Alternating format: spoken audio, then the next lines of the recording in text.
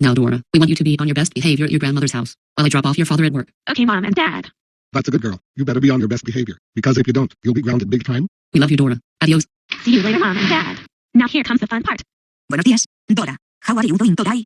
Buenos dias. Old lady, I'm doing fine. Thank you. Did you just call me old lady? Yes, I sure did. Old lady. Don't call me old lady. Dora. Why not? Old lady. My name is not old lady. And it is not nice to call woman that. Call me abuela. If you call me old lady one more time, I will call your parents. Alright, whatever. Old lady. That was it. I am going to call your parents right now. Hola. Recoge Dora ahora mismo. Porque ella me seguía llamando vieja. Yo no quiero volver a verla nunca más. Ok.